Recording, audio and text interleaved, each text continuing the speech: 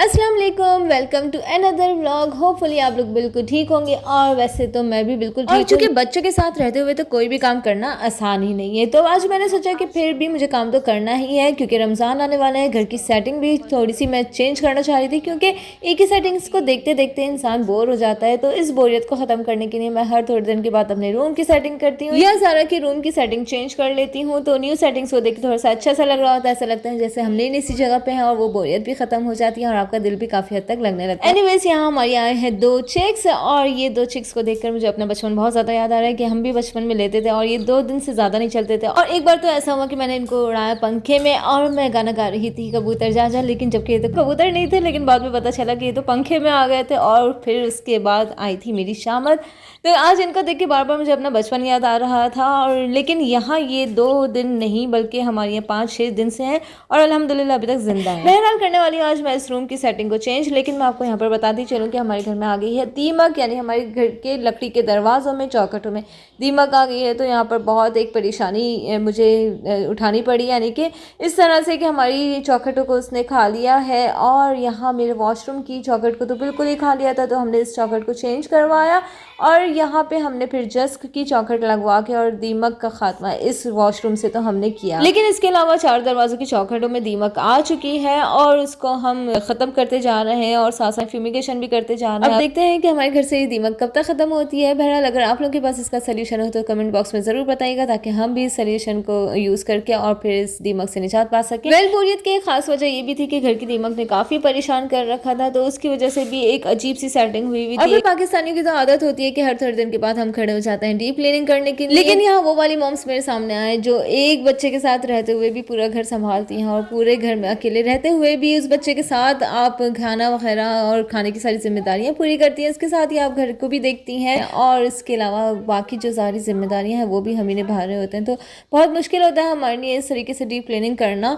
तो अब आज 3 महीने 4 महीने या फिर 5 महीने जब भी ऐसा लग रहा होता है कि घर बहुत ज़्यादा गंदा होने लगा है तो डीप क्लीनिंग बहुत ज़रूरी हो जाती है। मैं करने वाली हूँ आज यहाँ की पूरी सेटिंग चेंज, क्योंकि देखते देखते इंसान का दिल भी भर जाता है तो बोरियत भी होने लगती है। तो इसलिए मैंने सोचा आज मैं अपने रूम की सेटिंग चेंज करती हूँ। ये वाला जी बेटा गानी दे आपके पिलो के ऊपर रख दी ना आपने, आप पिलो के ऊपर से हटा के बाहर लेकर जाइए प्लीज। अच्छा, ये वाली कबर्ड हटा के मुझे लानी है इस तरफ और बाकी यहाँ का सारा सामान इस तरफ करेंगे। थोड़ा सा बेड को मैं इस तरफ करके तो थोड़ी सी सेटिंग चेंज हो जाएगी।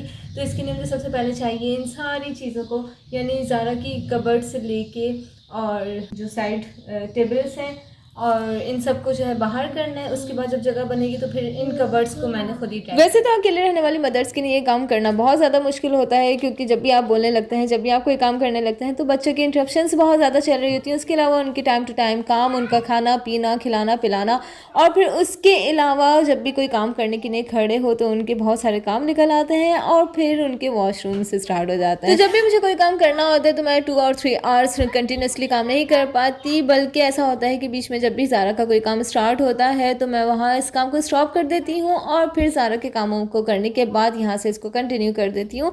तो इस तरह मेरा काफ़ी टाइम ज़ाया तो होता है, लेकिन ये होता है कि मैं अपनी बच्ची को डिस्टर्ब नहीं करना चाह रही होती तो वो डिस्टर्ब भी नहीं होती है। इस तरह मैं भी काम करती रहती हूँ और उसके भी सारे काम निमटते रहते हैं। तो बहरहाल यहाँ मैं सफाई वगैरह कर रही हूँ और इसके बाद मैं कबर्ड्स जो है अपनी वो खुद ही ट्रैक करूँगी क्योंकि मैं अकेली हूँ, ज़ाहिर सी बात है। और मैं हस्बैंड का वेट करूँगी तो वो भी थके हुए आता है तो मुझे अच्छा नहीं लगता कि मैं उनसे बोलूँ कि नहीं आप भी मेरे साथ काम करवाएं। तो यहाँ मैंने अपनी कबर्ड्स को ड्रैग करके उसको मूव किया और मैंने इसको कर दिया है सामने की तरफ। बेड को मैंने थोड़ा सा ड्रैग करके राइट साइड पे कर दिया है और इसके अलावा साइड टेबल्स मैंने रख दी हैं साइड में।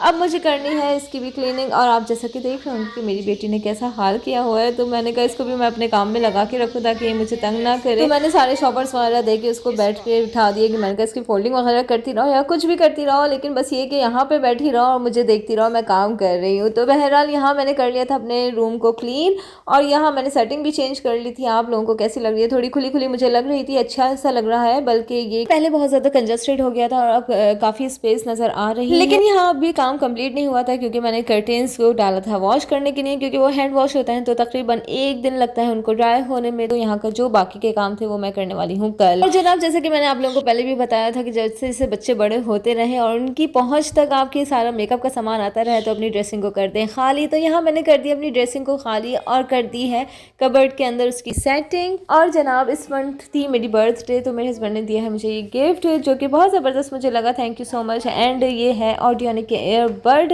जो कि फुल टच कंट्रोल है, वाटर प्रूफ है। इसके अलावा जब आप इसके चार्जिंग बॉक्स को 1 आवर में फुल चार्ज कर लेंगे तो उसके बाद आप इसके एयरबड्स को 48 आवर्स तक चार्ज कर सकते हैं थ्रू ए चार्जिंग बॉक्स, यानी कि ड्यूरिंग ट्रैवल आप इसको यूज़ कर सकते हैं। अगर आपका ट्रैवल बहुत ज़्यादा लॉन्ग है तो इसमें ना तो आप लोगों को चार्जर की ज़रूरत पड़ेगी और ना ही स्विच बोर्ड की ज़रूरत पड़ेगी, बल्कि चार्जिंग बॉक्स से ये चार्ज होता रहेगा और आपके लोगों के लिए भी बहुत ज़्यादा ईजी हो जाएगा। और इसमें वैसे साउंड बहुत ज़्यादा क्लियर है क्योंकि मैंने यूज़ करके देखा है तो मुझे बहुत ज़्यादा बेस्ट लगा। तो वैसे भी हस्बैंड का दिया हुआ गिफ्ट है तो वो तो बेस्ट से बेस्ट ही होगा। तो ये मुझे मेरे हस्बैंड ने गिफ्ट किया है मेरी बर्थडे पे, तो मुझे बहुत अच्छा लगा। Thank you so much my dear husband. Anyways आज के लिए बस इतना ही काफ़ी है, बाकी जो रमज़ान की तैयारियां करनी है वो भी मैं आप लोगों के साथ शेयर करूँगी। लेकिन अगर मेरे चैनल पर नए हैं तो मेरे चैनल को सब्सक्राइब कर ले और लाइक करना मत भूलिएगा। तो मिलते हैं नेक्स्ट व्लॉग में, अपना ख्याल रखिएगा। अल्लाह हाफिज़।